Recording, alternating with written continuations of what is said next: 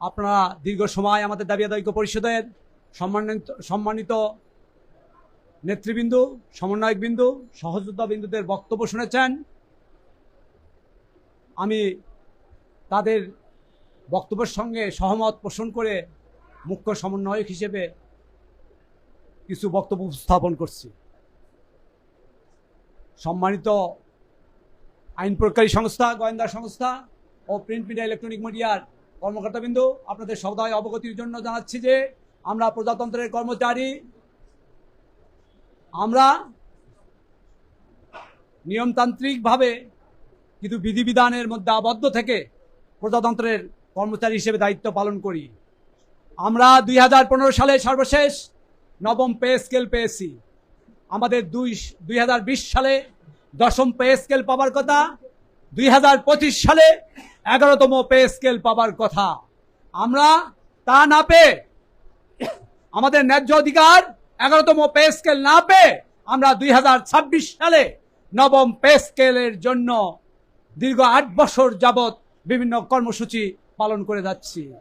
সম্মানিত নেতৃবৃন্দ, সম্মানিত উপস্থিতি, সম্মানিত সুধী, আমি আমাদের মাননীয় প্রধানমন্ত্রী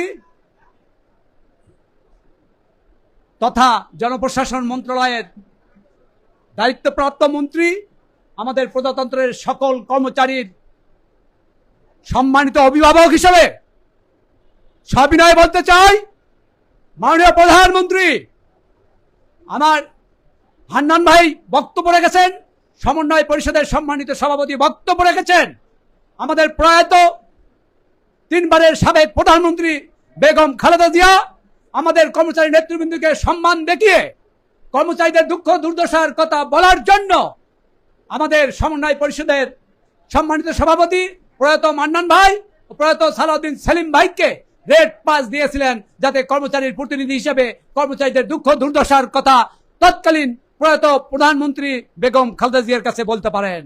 তারা অনেক বিষয় বলেছেন। তৎকালীন প্রধানমন্ত্রী, প্রয়াত প্রধানমন্ত্রী বেগম খালেদা জিয়া আমাদের কর্মচারীদের জন্য পে স্কেল দিয়েছেন, আমাদের সুযোগ সুবিধা বৃদ্ধি করেছেন। অনেক আমি ব্যাখ্যায় যাব না, আপনারা দীর্ঘক্ষণ বক্তব্য শুনেছেন। আমি বর্তমান প্রধানমন্ত্রীকে সবিনয়ে বলতে চাই, আপনি প্রজাতন্ত্রের মাননীয় প্রধানমন্ত্রী এবং প্রজাতন্ত্রের কর্মচারীদের সর্বোচ্চ অভিভাবক তথা জনপ্রশাসন মন্ত্রণালয়ের দায়িত্বপ্রাপ্ত মন্ত্রী হিসেবে আপনার নির্বাচনী ইস্তেহারে বলা ছিল আপনি যথাসময়ে পে স্কেল দিবেন। আমাদের বক্তব্যে শুনেছেন, আমাদের 2020 সালে আমাদের নবম পে স্কেলের যথাসময় অতিক্রান্ত হয়েছে। তেমনি ভাবে 2025 সালে আমাদের 11তম পে স্কেলের যথাসময় অতিক্রান্ত হয়ে আমরা 2026 সালে আমাদের পুরনো প্রাপ্তি নবম পে স্কেলের জন্য দীর্ঘদিন যাবৎ দাবি আদায় ঐক্য পরিষদ বিভিন্ন কর্মসূচি পালন করে যাচ্ছেন। আমরা বিগত ফ্যাসিস্ট সরকার তথা আওয়ামী লীগ সরকারের কাছে আবেদন নিবেদন করেও কোনো লাভ পাইনি। আমাদের কথা শোনা তো দূরের কথা, আমাদের নেতৃবৃন্দকে সম্মান করেননি। আমাদের নেতৃবৃন্দের প্রতি সম্মান না করে আমাদেরকে আইন প্রয়োগকারী সংস্থা, গোয়েন্দা সংস্থা দিয়ে বিভিন্নভাবে হয়রানি, নিপীড়ন, নির্যাতন করা হয়েছে।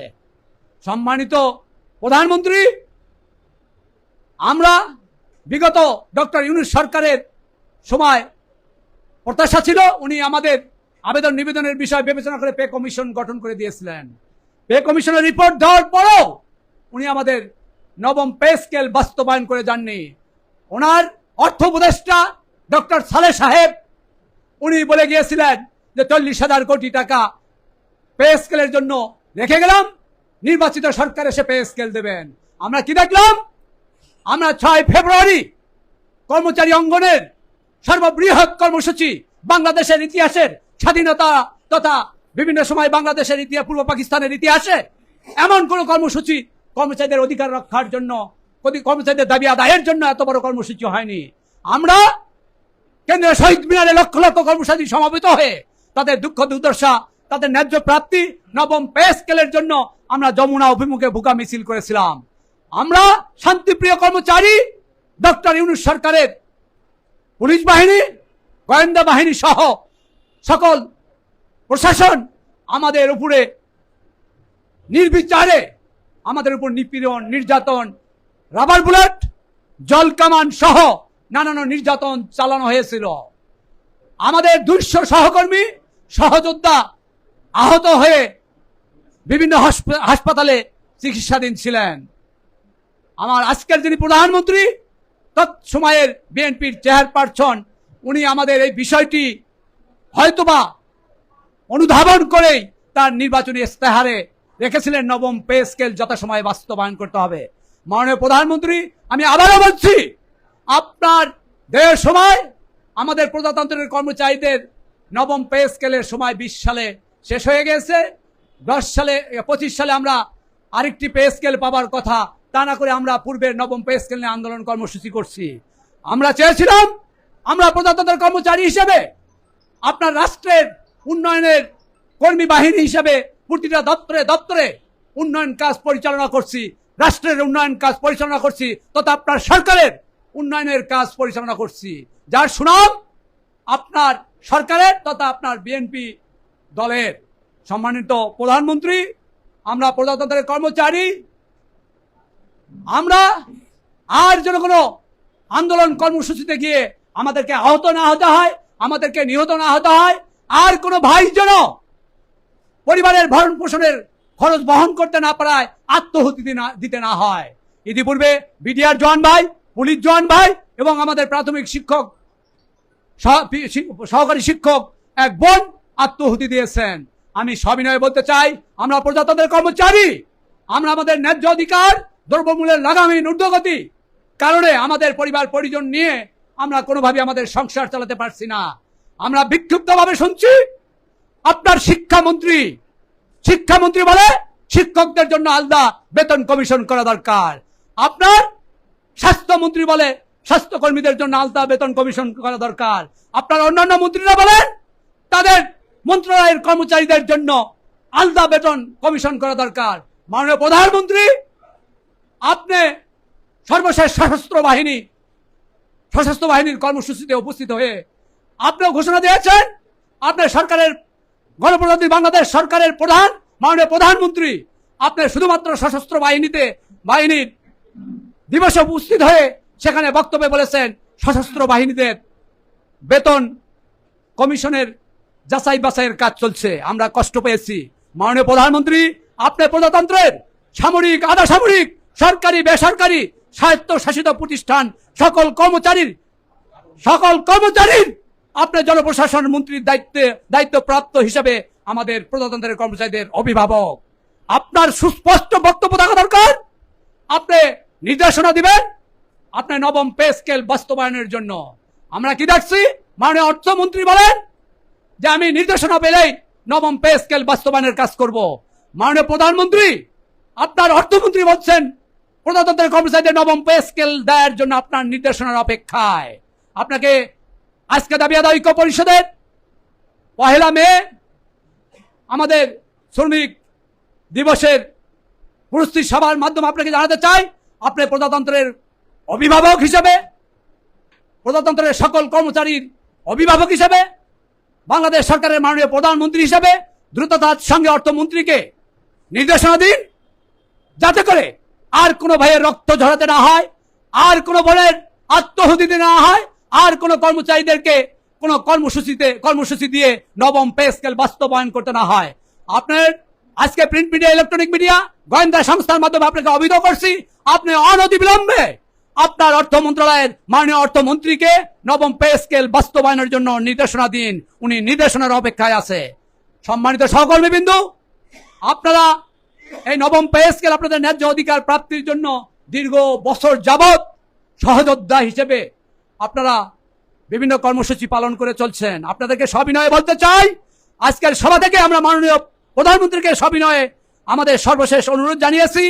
তারপরেও যদি আমাদের মাননীয় প্রধানমন্ত্রী, অর্থ মন্ত্রণালয় তথা অর্থমন্ত্রীকে কোনো নির্দেশনা না দেয়, আমরা আগামী 1 মে আমাদের যে ঘোষিত কর্মসূচি, ওই কর্মসূচিতে আমরা আমাদের নবম পে স্কেল, আমাদের ন্যায্য অধিকার আদায়ের জন্য, প্রাপ্তির জন্য আমরা প্রয়োজনে আরো আহত হব, আরো নিহত হব, আরো কঠোর থেকে কঠোর কর্মসূচি ইনশাআল্লাহ ঘোষণা করব।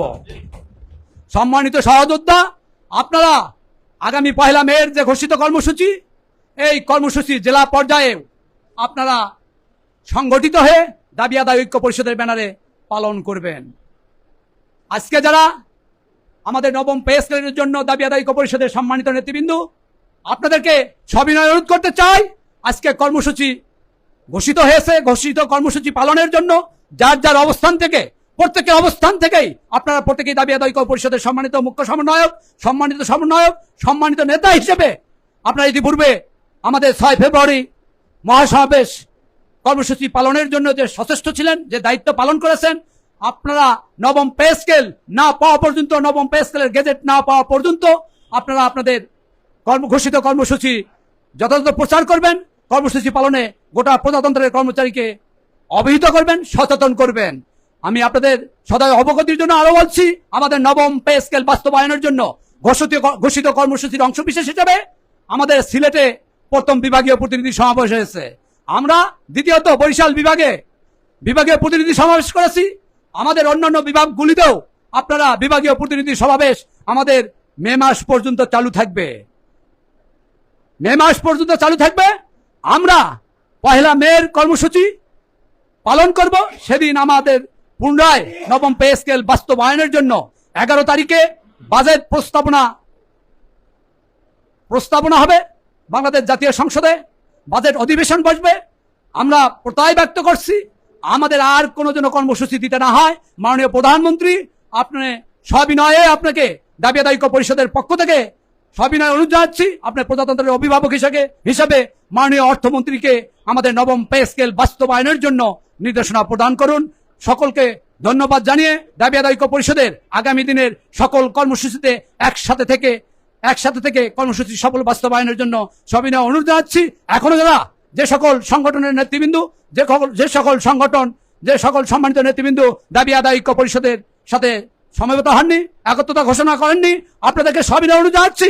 দাবি আদায় ঐক্য পরিষদের আজকে যারা সামনের সারির নেতৃবৃন্দ আছেন, আপনারা চলে আসুন। আজকে আমরা যারা সামনের সারির নেতৃবৃন্দ আছি, আমরা চলে যাব পেছনের সারিতে। আপনারা সামনের সারিতে থেকে আমাদের 22 লক্ষ কর্মচারীদের সর্ববৃহৎ পাওনা, সর্বোচ্চ পাওনা, ন্যায্য প্রাপ্তি, ন্যায্য অধিকার, নবম পে স্কেল বাস্তবায়নের জন্য আপনার নেতৃত্বের শীর্ষে অবস্থান করবেন। আমরা পেছনের সারিতে থেকে আপনাদেরকে সহযোগিতা করব। এই প্রত্যয় ব্যক্ত করে সবাইকে ধন্যবাদ ও কৃতজ্ঞতা জ্ঞাপন করিয়ে আমি আমার